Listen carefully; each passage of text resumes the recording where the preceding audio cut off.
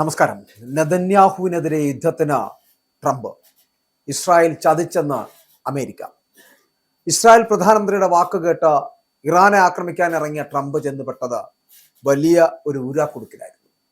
Operation EPIC ഫ്യൂറിയിൽ നിന്നും തലയുരുവാൻ പാടുപെടുന്ന ട്രംപിനെയാണ് നമുക്കിപ്പോൾ കാണാൻ കഴിയുന്നത്. അതുകൊണ്ട് തന്നെ 5 ദിവസത്തെ വെടിനിർത്തൽ സംവിധാനത്തിലേക്ക് ഓപ്പറേഷൻ എപ്പിക് ഫ്യൂറിയിൽ നിന്നും തലയുരാൻ ശ്രമിക്കുകയാണ് ഡൊണാൾഡ് ട്രംപ്. ഇസ്രായേൽ പ്രധാനമന്ത്രിയായിട്ടുള്ള ബെഞ്ചമിൻ നെതന്യാഹുവിന്റെ വാക്കുകേട്ട് ഇറാനെ ആക്രമിക്കുവാൻ വേണ്ടിയിട്ട് ട്രംപ് ഇറങ്ങിത്തിരിച്ചതോടെയാണ് ആഗോള സാമ്പത്തിക രംഗം തകർന്നടിയുന്ന കാഴ്ച നമുക്ക് കാണേണ്ടി വന്നത്. ഒടുവിൽ എങ്ങനെയെങ്കിലും യുദ്ധം അവസാനിപ്പിച്ചാൽ മതിയെന്ന അവസ്ഥയിലാണ് ഇപ്പോൾ ട്രംപ്. ഇറാനെ കുറിച്ചുള്ള കണക്കുകൂട്ടലുകളെല്ലാം തന്നെ തെറ്റുകയാണ് ഉണ്ടായത്. ഇറാനെതിരായിട്ടുള്ള ആക്രമണം തുടങ്ങുന്നതിന് 48 മണിക്കൂർ മുൻപ് ഇസ്രായേൽ പ്രധാനമന്ത്രി Benjamin Netanyahu US president Donald ട്രംപുമായിട്ട് ഫോണിൽ സംസാരിച്ചതാണ് ഇപ്പോൾ റിപ്പോർട്ടുകളായി പുറത്തു വന്നുകൊണ്ടിരിക്കുന്നത്. ഒരു യുദ്ധം ആരംഭിക്കേണ്ടതിന്റെ ആവശ്യകതയെക്കുറിച്ച് നെതന്യാഹു ട്രംപിനെ ബോധ്യപ്പെടുത്തിയതായിട്ടാണ് റോയിട്ടേഴ്സ് അടക്കം റിപ്പോർട്ട് ചെയ്യുന്നത്. ഇറാന്റെ പരമോന്നത നേതാവായിരുന്ന ആയത്തുള്ള അലി ഖമേനിയും അദ്ദേഹത്തിന്റെ പ്രധാന സഹായികളും ഉടൻ ടെഹ്റാനിലെ വസതിയിൽ യോഗം ചേരുമെന്ന് ഇന്റലിജൻസ് റിപ്പോർട്ടുകളുടെ അടിസ്ഥാനത്തിൽ ട്രംപിനും നെതന്യാഹുവിനും ലഭിക്കുന്നതോടുകൂടിയാണ് യുദ്ധം ആരംഭിച്ചത്. ഇരുവരുടെയും ഫോൺ സംഭാഷണത്തെക്കുറിച്ച് നേരത്തെ തന്നെ റിപ്പോർട്ടുകൾ ഉണ്ടായിരുന്നില്ല. ആയത്തുള്ള അലി ഖമേനിയെ വധിക്കാനും 2024 ട്രംപ് സ്ഥാനാർത്ഥിയായിരുന്നപ്പോൾ വധിക്കാൻ നടത്തിയ ശ്രമങ്ങൾ, ഇറാൻ നടത്തിയ ശ്രമങ്ങൾ, ആ ശ്രമങ്ങൾക്ക് പ്രതികാരം ചെയ്യുവാനും ഇതിലും നല്ലൊരു അവസരം ലഭിക്കില്ല എന്ന് നെതന്യാഹു ഫോണിലൂടെ ട്രംപിനോട് പറഞ്ഞു എന്നാണ് അറിയപ്പെടുന്നത്. ഫോൺ കോൾ നടക്കുമ്പോഴേക്കും ഇറാനെതിരെ സൈനിക നടപടിക്ക് ട്രംപ് തത്വത്തിൽ അംഗീകാരം നൽകിയിരുന്നു. എന്നാൽ എപ്പോൾ, ഏത് സാഹചര്യത്തിൽ വേണമെന്ന കാര്യത്തിൽ അന്തിമ തീരുമാനം എടുത്തിരുന്നില്ല. മേഖലയിൽ US സൈന്യം ആഴ്ചകളായി തമ്പടിച്ചിരുന്നു. ഏതാനും ദിവസങ്ങൾക്ക് മുൻപ് നിശ്ചയിച്ചിരുന്ന ആക്രമണം മോശം കാലാവസ്ഥ കാരണം മാറ്റിവെക്കുകയായിരുന്നു. നെതന്യാഹുവിന്റെ വാദങ്ങൾ ട്രംപിനെ എത്രത്തോളം സ്വാധീനിച്ചു എന്നത് വ്യക്തമല്ല എങ്കിലും ഇറാന്റെ പരമോന്നത നേതാവിനെ വധിക്കുവാനുള്ള അവസാന അവസരമാണിത് എന്ന ഇന്റലിജൻസ് വിവരവും നെതന്യാഹുവിന്റെ സമ്മർദ്ദവുമാണ് ഫെബ്രുവരി 27 ഓപ്പറേഷൻ എപ്പിക് ഫ്യൂറി എന്ന സൈനിക നടപടിക്ക് ഉത്തരവിടാൻ ട്രംപിനെ പ്രേരിപ്പിച്ചത് എന്ന് വ്യക്തമാണ്. ഫെബ്രുവരി 28 ശനിയാഴ്ച രാവിലെയാണ് ആദ്യ ബോംബുകൾ ലക്ഷ്യസ്ഥാനത്ത് പതിച്ചത്. അന്ന് വൈകിട്ട് ഖമേനി കൊല്ലപ്പെട്ടതായി ട്രംപ് ഔദ്യോഗികമായിട്ട് പ്രഖ്യാപിക്കുകയും ചെയ്തു. ആക്രമണം തുടങ്ങി 2 ദിവസം കൊണ്ട് എല്ലാം അവസാനിപ്പിക്കാമെന്ന് ട്രംപ് കരുതിയെങ്കിലും അതുണ്ടായില്ല. ഇറാൻ തിരിച്ചടി കനപ്പിച്ചതോടെ ട്രംപിന് മുകളിൽ കടുത്ത സമ്മർദ്ദമേറി. ഹോർമൂസ് കടലിടുക്ക് തുറക്കാതെയുള്ള നീക്കമാണ് ഇറാൻ നടത്തിയത്.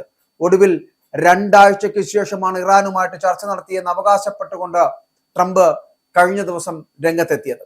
ഇറാനുമായുള്ള ചർച്ചകൾക്ക് പിന്നാലെ രാജ്യത്തെ ഊർജ അടിസ്ഥാന സൗകര്യങ്ങൾക്ക് നേരെയുള്ള സൈനിക നടപടികൾ അമേരിക്കൻ പ്രസിഡന്റ് ഡൊണാൾഡ് ട്രംപ് താൽക്കാലികമായി നിർത്തിവെച്ചു.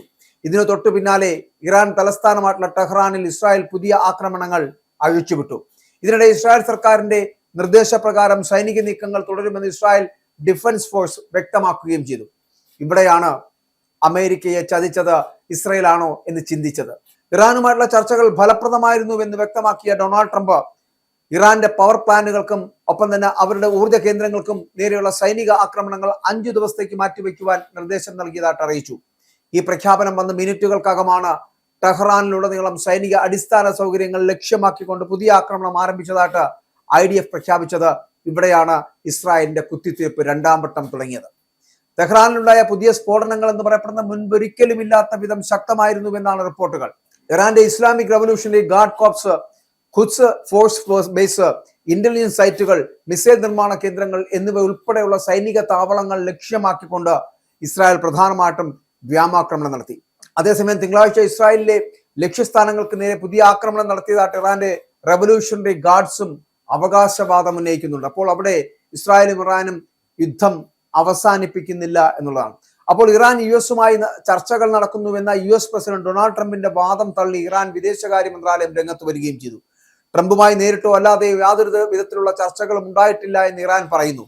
ഊർജ്ജവില കുറയ്ക്കുന്നതിനും അദ്ദേഹത്തിന്റെ സൈനിക പദ്ധതികൾ നടപ്പിലാക്കാൻ സമയം ലഭിക്കുവാനും വേണ്ടിയിട്ടാണ് ട്രംപ് ഇത്തരത്തിലൊരു പരാമർശം നടത്തിയത് എന്നും ഇതുവരെ ഇരു രാജ്യങ്ങളും തമ്മിൽ യാതൊരുവിധ ചർച്ചകളും നടന്നിട്ടില്ല എന്നും ഇറാൻ മാധ്യമങ്ങളടക്കം പറയുകയും ചെയ്യുന്നു. അപ്പോൾ എന്തുകൊണ്ടാണ് 5 ദിവസത്തേക്ക് യുദ്ധം നിർത്തിവെക്കാമെന്ന് അമേരിക്ക തീരുമാനിച്ചത്, അല്ലെങ്കിൽ ട്രംപ് തീരുമാനിച്ചത്? ട്രംപ് ഭയന്ന് പിന്മാറുകയാണോ എന്നുള്ളതാണ് ഇപ്പോഴത്തെ ചോദ്യം. അമേരിക്കൻ ഇസ്രായേൽ സംയുക്ത ആക്രമണം ആരംഭിച്ചതു മുതൽ ഇറാനിൽ സൈനികരും സാധാരണക്കാരും ഉൾപ്പെടെ 1500-ലധികം ആളുകൾ കൊല്ലപ്പെട്ടതായിട്ട് കണക്കാക്കപ്പെടുന്നുണ്ട്. ചില മനുഷ്യാവകാശ സംഘടനകളുടെ റിപ്പോർട്ടുകൾ പ്രകാരമാണെങ്കിൽ മരണസംഖ്യ 3000 കടന്നിരിക്കുന്നു എന്നുള്ളതാണ്. കഴിഞ്ഞ 24 മണിക്കൂറിനുള്ളിൽ മാത്രമേ ഏകദേശം 15 പ്രവിശ്യകളിലായിട്ട് 206 ആക്രമണങ്ങളാണ് രേഖപ്പെടുത്തിയിരിക്കുന്നത്. ഇറാനിലെ ആക്രമണങ്ങൾക്ക് പുറമെ ലെബനനിലും ഇസ്രായേൽ തങ്ങളുടെ സൈനിക നീക്കം ശക്തമാക്കുകയാണ്. തെക്കൻ ലെബനനിലെ ചില പ്രദേശങ്ങളുടെ പരമാധികാരം ഇസ്രായേൽ ഏറ്റെടുക്കണമെന്നും രാജ്യത്തിന്റെ പുതിയ അതിർത്തി ലിതാനി നദി ആയിരിക്കണമെന്നും ഒക്കെ ഇസ്രായേലിന്റെ തീവ്ര വലതുപക്ഷ ധനമന്ത്രി ബസാലേൽ സ്മോട്രിച്ച് ആവശ്യപ്പെട്ടത് മേഖലയിൽ കൂടുതൽ ആശങ്കകൾക്കും വിമർശനങ്ങൾക്കും വഴിവെച്ചിട്ടുണ്ട്. അവിടെയും ലെബനെതിരെയുള്ള യുദ്ധവും ആരംഭിച്ചിരിക്കുകയാണ് ഇസ്രായേലാണ് അപ്പോൾ ഇതിനകത്ത് വളരെ കൃത്യമായി കളിക്കുന്നത്. ബെഞ്ചമിൻ നെതന്യാഹുവിന് ട്രംപ് യുദ്ധം അവസാനിപ്പിക്കുന്നതിനോട് താല്പര്യമില്ല എന്നുള്ളതാണ്. അതുകൊണ്ട് തന്നെയാണ് ട്രംപ് 5 ദിവസത്തെ യുദ്ധം അവസാനിപ്പിക്കുന്നതിന് വേണ്ടിയിട്ട് അല്ലെങ്കിൽ നിർത്തിവെക്കുന്നതിന് വേണ്ടിയുള്ള വാക്കുകൾ പറഞ്ഞ് അവസാനിപ്പിക്കുന്നതിന് തൊട്ടു മുൻപ് നെതന്യാഹു ഇറാനിൽ ശക്തമായിട്ടുള്ള വ്യോമാക്രമണം നടത്തിയത്. ഇതിൽ പ്രകോപിതനാണ് ട്രംപ് എന്നുള്ളതാണ്. അതുകൊണ്ട് തന്നെയാണ് നെതന്യാഹു ആണ് ചതിച്ചത് അല്ലെങ്കിൽ ഇസ്രായേലാണ് അമേരിക്കയെ ചതിച്ചത് എന്നതടക്കമുള്ള കാര്യങ്ങളിലേക്ക് ശ്രദ്ധ മാറ്റുകയാണ് ട്രംപ്. നെതന്യാഹുവിനെതിരെ യുദ്ധത്തിന് തയ്യാറാകുന്ന തരത്തിലേക്ക് എത്തപ്പെടുന്നു ട്രംപ്. ഇസ്രായേൽ ചതിച്ചെന്ന് പറയപ്പെടുന്ന തരത്തിലേക്ക് അമേരിക്ക എത്തിച്ചേരുന്നു എന്നുള്ളതാണ്. അങ്ങനെ അവസാന നിമിഷം യുദ്ധം അവസാനിപ്പിക്കാമെന്ന് പറയപ്പെടുന്ന അവസരത്തിൽ പോലും ആ അവസരം പോലും ഇല്ലാതാക്കുന്ന തരത്തിലേക്ക് ഇസ്രായേലിന്റെ പ്രധാനമന്ത്രിയും ഇസ്രായേലും രംഗത്തെത്തുന്നത് അമേരിക്കയ്ക്കും ട്രംപിനും ഒരേ സമയം വലിയ പ്രതിസന്ധികൾ ഉണ്ടാക്കുമെന്നുള്ള കാര്യത്തിൽ തർക്കമില്ല. പക്ഷെ അതുകൊണ്ട് തന്നെയാണ് ഇപ്പോൾ ഒരു തിരിച്ചറിവിന്റെ പാതയിലേക്ക് എത്തിയിരിക്കുന്നുണ്ടോ എന്ന് സംശയിക്കേണ്ടിയിരിക്കുന്നു. എന്തായാലും ഇസ്രായേൽ പ്രധാനമന്ത്രി ബെഞ്ചമിൻ നെതന്യാഹുവിന്റെ വാക്കുകേട്ട് ഇറാനെ ആക്രമിക്കാൻ ട്രംപ് ഇറങ്ങിത്തിരിച്ചത് വലിയ ചതിയായി പോയി അല്ലെങ്കിൽ വലിയ തെറ്റായി പോയി എന്നുള്ളത് ഇപ്പോൾ ട്രംപ് ഓർക്കുന്നുണ്ടാകും.